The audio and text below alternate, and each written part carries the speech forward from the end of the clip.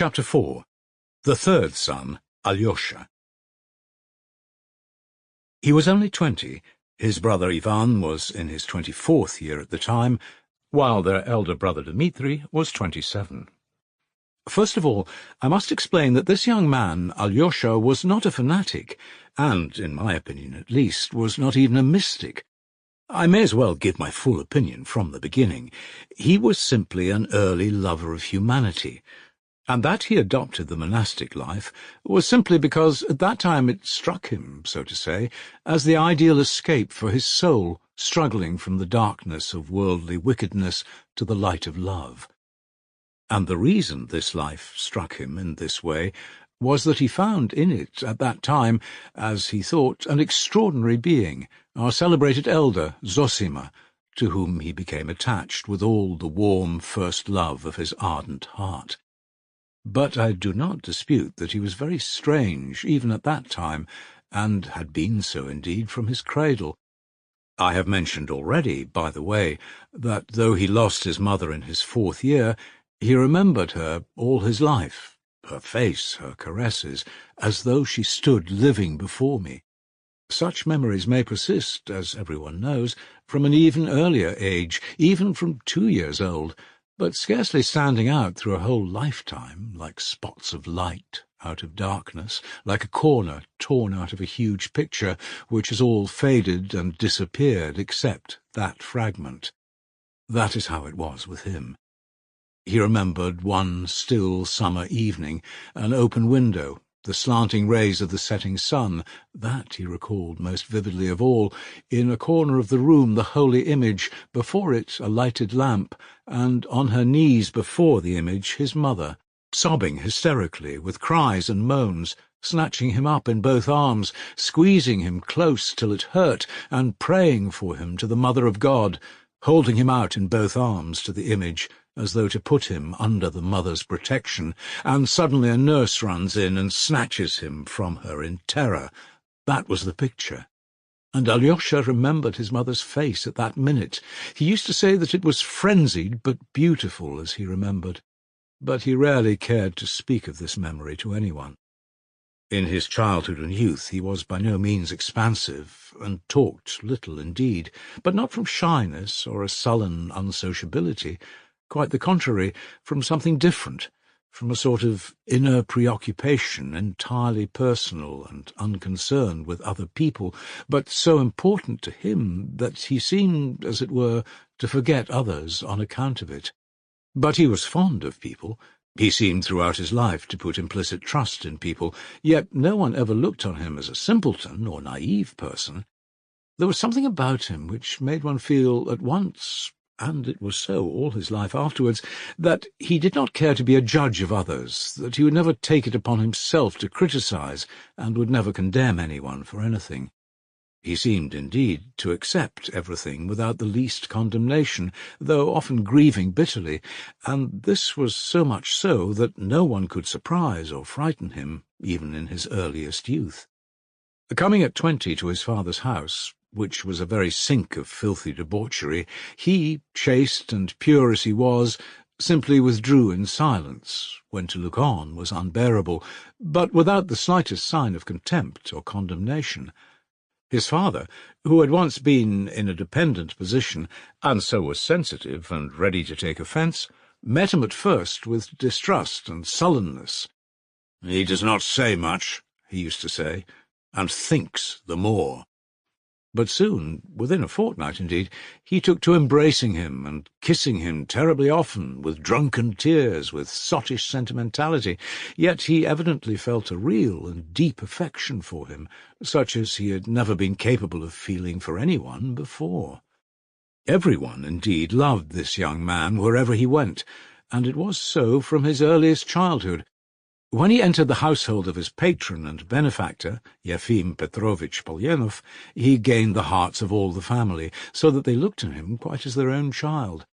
Yet he entered the house at such a tender age that he could not have acted from design nor artfulness in winning affection, so that the gift of making himself loved directly and unconsciously was inherent in him, in his very nature, so to speak. It was the same at school. Though he seemed to be just one of those children who are distrusted, sometimes ridiculed, and even disliked by their schoolfellows, he was dreamy, for instance, and rather solitary. From his earliest childhood he was fond of creeping into a corner to read, and yet he was a general favourite all the while he was at school. He was rarely playful or merry, but anyone could see at the first glance that this was not from any sullenness. On the contrary, he was bright and good-tempered. He never tried to show off among his schoolfellows. Perhaps because of this he was never afraid of anyone, yet the boys immediately understood that he was not proud of his fearlessness and seemed to be unaware that he was bold and courageous. He never resented an insult. It would happen that an hour after the offence he would address the offender or answer some question with as trustful and candid an expression as though nothing had happened between them. And it was not that he seemed to have forgotten or intentionally forgiven the affront, but simply that he did not regard it as an affront, and this completely conquered and captivated the boys. He had one characteristic which made all his schoolfellows, from the bottom class to the top, want to mock at him, not from malice, but because it amused them. This characteristic was a wild, fanatical modesty and chastity. He could not bear to hear certain words and certain conversations about women. There are certain words and conversations unhappily impossible to eradicate in schools. Boys pure in mind and heart, almost children, are fond of talking in school among themselves, and even aloud, of things, pictures, and images of which even soldiers would sometimes hesitate to speak. More than that, much that soldiers have no knowledge or conception of is familiar to quite young children of our intellectual and higher classes. There is no moral depravity, no real corrupt inner cynicism in it, but there is the appearance of it, and it is often looked upon among them as something refined, subtle, daring, and worthy of imitation. Seeing that Alyosha Karamazov put his fingers in his ears when they talked of that, they used sometimes to crowd round him, pull his hands away, and shout nastiness into both ears, while he struggled, slipped to the floor, tried to hide himself without uttering one word of abuse, enduring their insults in silence.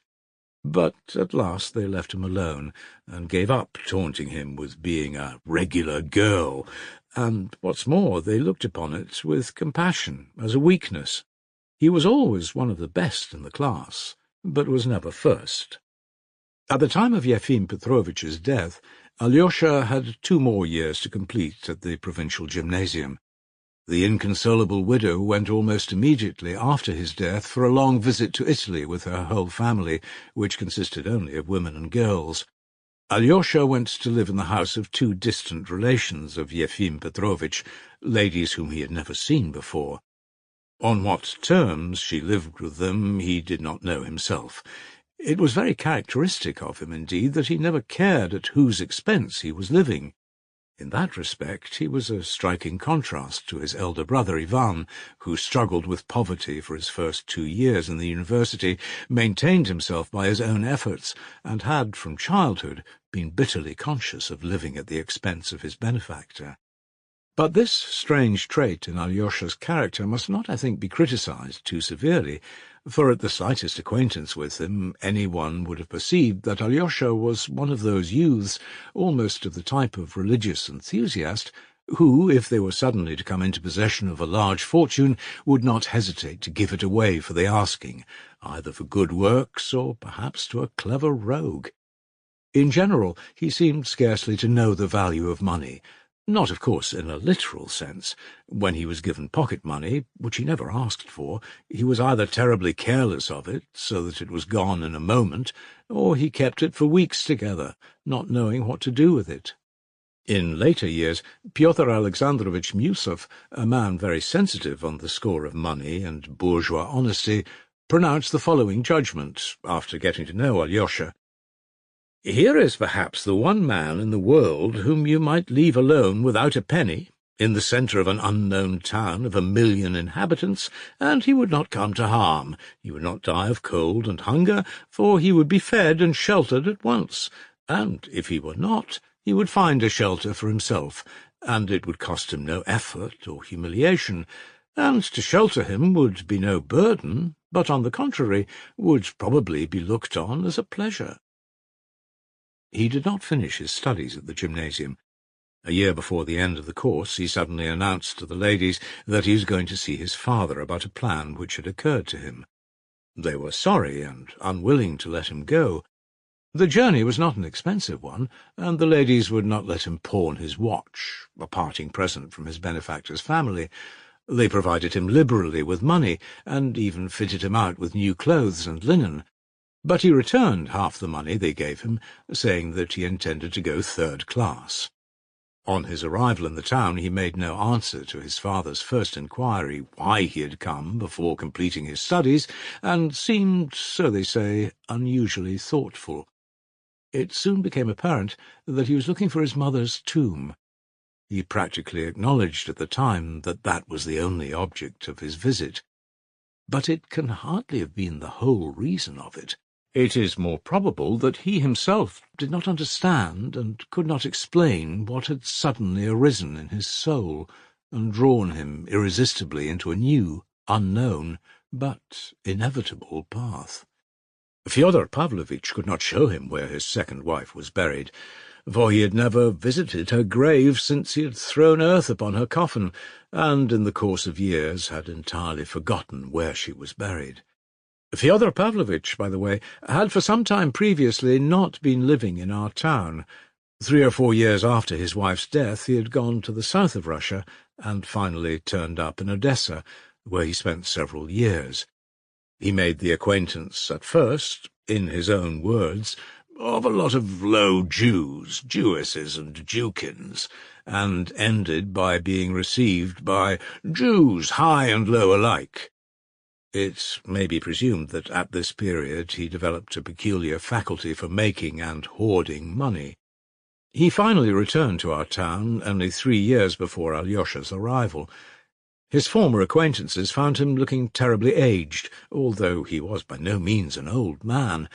He behaved not exactly with more dignity, but with more effrontery. The former buffoon showed an insolent propensity for making buffoons of others. His depravity with women was not as it used to be, but even more revolting. In a short time he opened a great number of new taverns in the district. It was evident that he had perhaps 100,000 roubles, or not much less. Many of the inhabitants of the town and district were soon in his debt, and, of course, had given good security. Of late, too, he looked somehow bloated and seemed more irresponsible, more uneven, had sunk into a sort of incoherence, used to begin one thing and go on with another, as though he were letting himself go altogether. He was more and more frequently drunk, and if it had not been for the same servant Grigory, who by that time had aged considerably too, and used to look after him sometimes almost like a tutor, Fyodor Pavlovitch might have got into terrible scrapes. Alyosha's arrival seemed to affect even his moral side, as though something had awakened in this prematurely old man, which had long been dead in his soul. "You know," he used often to say, looking at Alyosha, "that you're like her, the crazy woman." That was what he used to call his dead wife, Alyosha's mother. Grigory it was who pointed out the crazy woman's grave to Alyosha. He took him to our town cemetery and showed him in a remote corner a cast-iron tombstone, cheap but decently kept, on which were inscribed the name and age of the deceased and the date of her death, and below a 4-line verse, such as are commonly used on old-fashioned middle-class tombs. To Alyosha's amazement, this tomb turned out to be Grigory's doing. He had put it up on the poor crazy woman's grave at his own expense, after Fyodor Pavlovitch, whom he had often pestered about the grave, had gone to Odessa, abandoning the grave and all his memories. Alyosha showed no particular emotion at the sight of his mother's grave. He only listened to Grigory's minute and solemn account of the erection of the tomb. He stood with bowed head and walked away without uttering a word. It was perhaps a year before he visited the cemetery again, but this little episode was not without an influence upon Fyodor Pavlovitch, and a very original one. He suddenly took 1,000 roubles to our monastery to pay for requiems for the soul of his wife, but not for the second, Alyosha's mother, the crazy woman, but for the first, Adelaida Ivanovna, who used to thrash him. In the evening of the same day he got drunk and abused the monks to Alyosha. He himself was far from being religious. He had probably never put a penny candle before the image of a saint. Strange impulses of sudden feeling and sudden thought are common in such types. I have mentioned already that he looked bloated. His countenance at this time bore traces of something that testified unmistakably to the life he had led. Besides the long, fleshy bags under his little, always insolent, suspicious, and ironical eyes, besides the multitude of deep wrinkles in his little fat face, the Adam's apple hung below his sharp chin like a great fleshy goiter, which gave him a peculiar, repulsive, sensual appearance. Add to that a long, rapacious mouth with full lips, between which could be seen little stumps of black, decayed teeth. He slobbered every time he began to speak. He was fond, indeed, of making fun of his own face, though I believe he was well satisfied with it. He used particularly to point to his nose, which was not very large, but very delicate and conspicuously aquiline. "A regular Roman nose," he used to say. "With my goiter I've quite the countenance of an ancient Roman patrician of the decadent period." He seemed proud of it. Not long after visiting his mother's grave, Alyosha suddenly announced that he wanted to enter the monastery, and that the monks were willing to receive him as a novice. He explained that this was his strong desire, and that he was solemnly asking his consent as his father. The old man knew that the elder Zosima, who was living in the monastery hermitage, had made a special impression upon his gentle boy. "That is the most honest monk among them, of course," he observed, after listening in thoughtful silence to Alyosha, and seemed scarcely surprised at his request. So that's where you want to be, my gentle boy." He was half drunk, and suddenly he grinned his slow, half-drunken grin, which was not without a certain cunning and tipsy slyness. "I had a presentiment that you would end in something like this. Would you believe it? You are making straight for it. Well, to be sure, you have your own 2,000. That's a dowry for you. And I'll never desert you, my angel. And I'll pay what's wanted for you there if they ask for it. But, of course, if they don't ask, why should we worry them? What do you say? You know, you spend money like a canary, 2 grains a week. Do you know that near one monastery there's a place outside the town where every baby knows there are none but the monks' wives living, as they are called. 30 women, I believe. I've been there myself. You know, it's interesting in its way, of course, as a variety. The worst of it is it's awfully Russian. There are no French women there. Oh, of course, they could get them fast enough. They have plenty of money. If they get to hear of it, they'll come along. Well, there's nothing of that sort here. No monks' wives, and 200 monks. They're honest. They keep the fasts, I admit it. So, you want to be a monk? And, you know, I'm sorry to lose you, Alyosha. Would you believe it? I've really grown fond of you. Well, it's a good opportunity. You'll pray for us sinners. We have sinned too much here. I've always been thinking who would pray for me, and whether there's anyone in the world to do it. My dear boy, I'm awfully stupid about that. You wouldn't believe it. Awfully. You see, however stupid I am about it, I keep thinking from time to time. Of course, not all the while. It's impossible, I think, for the devils to forget to drag me down to hell with their hooks when I die. Then I wonder, hooks? Where would they get them? What of? Iron hooks? Where do they forge them? Have they a foundry there of some sort? The monks in the monastery probably believe that there's a ceiling in hell, for instance. Now, I'm ready to believe in hell, but without a ceiling, it makes it more refined, more enlightened, more Lutheran, that is. And after all, what does it matter whether it has a ceiling or hasn't? But, you know, there's a damnable question involved in it. If there's no ceiling, there can be no hooks. And if there are no hooks, it all breaks down, which is unlikely again, for then there would be none to drag me down to hell. And if they don't drag me down, what justice is there in the world? Il faudrait les inventer. It would be necessary to invent them. Those hooks are on purpose for me alone, for if you only knew, Alyosha, what a blackguard I am. "But there are no hooks there," said Alyosha, looking gently and seriously at his father. Yes, only the shadows of hooks. I know. That's how a Frenchman described hell. J'ai vu l'ombre d'un cocher qui avait l'ombre d'une brosse frotter l'ombre d'une carrosse. I've seen the shadow of a coachman rubbing the shadow of a coach with the shadow of a brush. How do you know there are no hooks, darling? When you've lived with the monks, you'll sing a different tune. But go and get the truth there, and then come and tell me. Anyway, it's easier going to the other world if one knows what there is there. Besides, it will be more seemly for you with the monks than here with me, with a drunken old man and young harlots. So you're like an angel, nothing touches you, and I dare say nothing will touch you there. That's why I let you go, because I hope for that.